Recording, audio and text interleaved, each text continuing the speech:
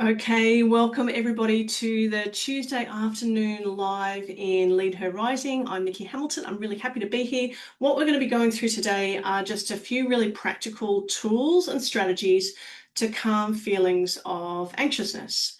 And the reason this is important is that very often when we're in a state of feeling anxious, we will tend to stall. We will tend to lose confidence. We will tend to loop in self-doubt and have stories in our heads that means that we can't step into calm, resilient leadership or decisions.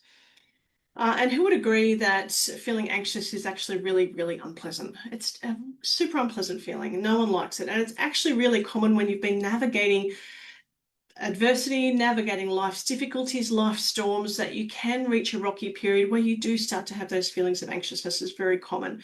So I'm going to be going through some really practical strategies that I'm hoping will help you calm and navigate those feelings and manage them so you can still step forward with confidence and clarity within yourself. The first thing to really know and understand is that, and this is information from the Heart Math Institute, is that feelings can be divided into two, either depleting or renewing. So if you imagine your heart a bit like a battery, when you plug it in at night time, like your iPhone, when you plug it in, it renews and gets more energy. So renewing feelings are things like enthusiasm, joy, happiness, gratitude, and we can also have depleting feelings, which means the heart battery gets drained. And so anxiousness kind of sits over this side, because who would agree that anxiousness is not something that really makes us feel renewed? It actually feels very draining, very exhausting. So we want to make sure that we're managing these depleting feelings to keep us centered and calm within ourselves. Now, ultimately, there can be lots of different causes of feeling anxious, and I don't want to go through all of the medical reasons because, of course, there are plenty of medical reasons for this: nervous system dysregulation, hormones. There are lots of different reasons, past events, trauma. So I'm not going to be touching on that because some of this does need medical advice, of course, but I do want to touch on how to manage in a practical way in a few really nice, easy, clear steps. So some of these tips won't address hormonal reasons for anxiety, for example. So if you do have other reasons that need medical attention, of course you need to seek medical attention for that. But for your basic overwhelming sense of anxiousness that can rise up, these are the key things that I recommend. And I've also experienced in my own journey. You know, after navigating significant grief, I went through a period of time where I was extremely anxious and I couldn't explain why. I'd never been an anxious person before. I had periods where I felt I could barely leave the house. I had periods where I thought, I just don't think I can step forward. The anxiousness would cripple me at times. And so I went to a lot of length to find practical ways of helping me resolve this within myself. And the first really obvious thing is, and it's the basics of everything really, is sleep and nutrition. So who has ever experienced when you're tired or when you're hungry, things just get 100 times worse than they should be?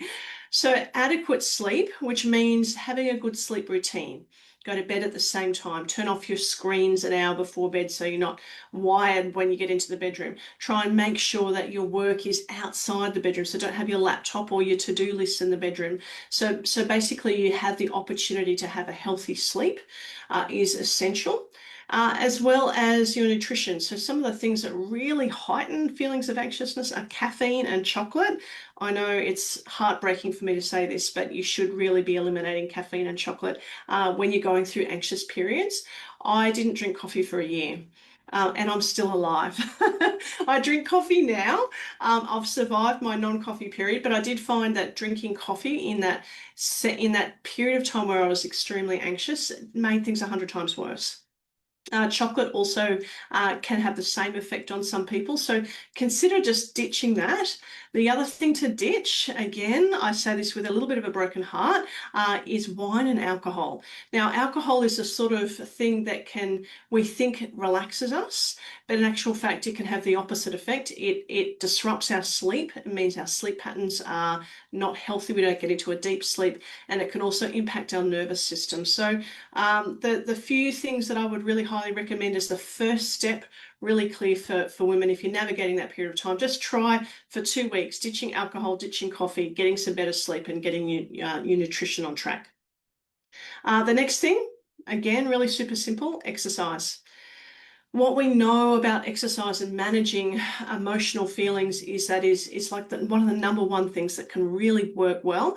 And I will confess, I'm a physio by training, so I've always been interested in body health.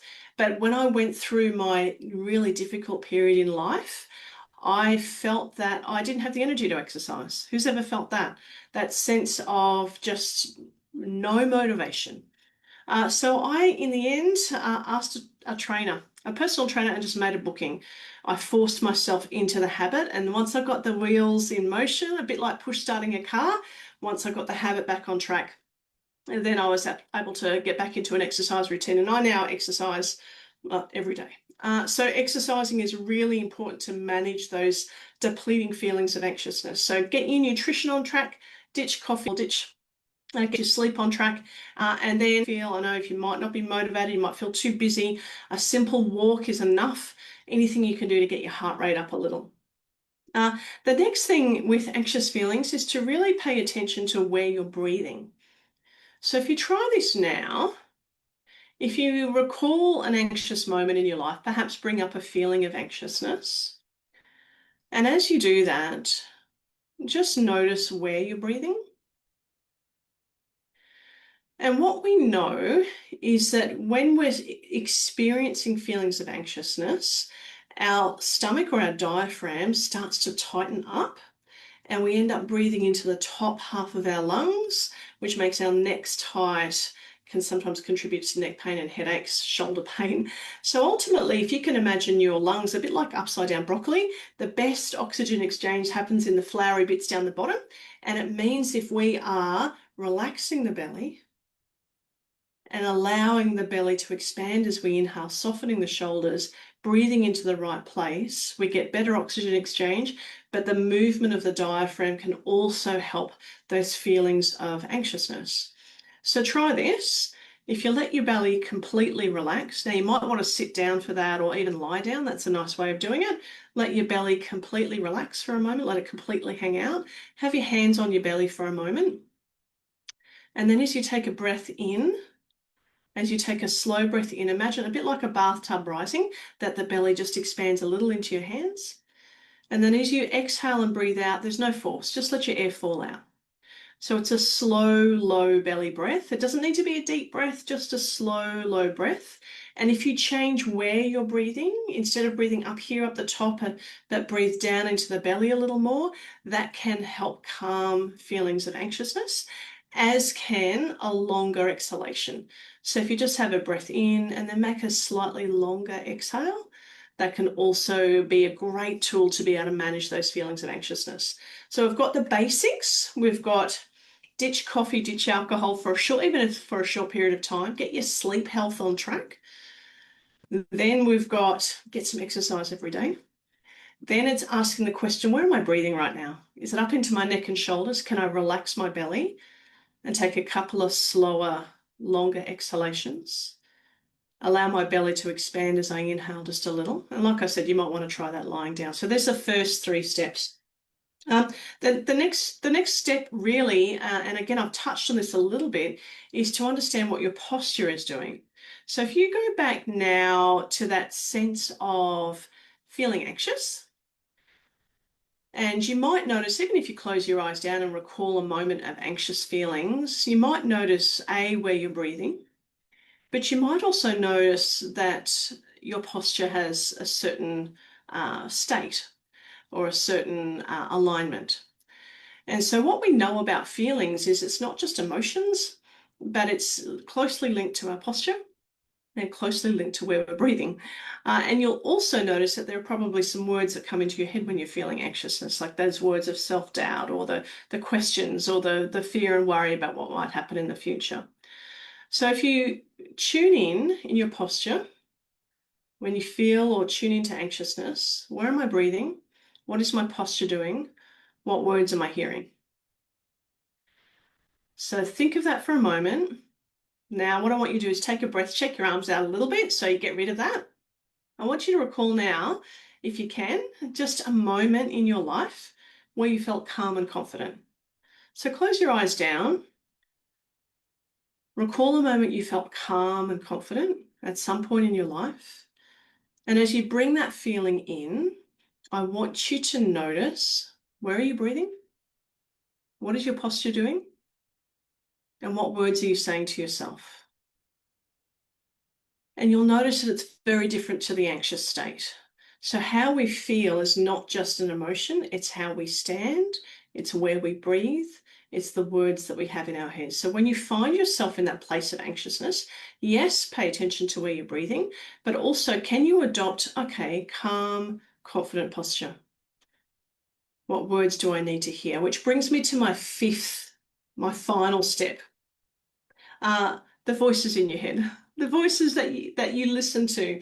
And very often it's the voice of worry or the voice of doubt or the voice of catastrophization or the voice of all of the things that have gone wrong in the past and everything that's going to go wrong in the future. Start asking yourself the question, what would the voice of courage have to share with me right now?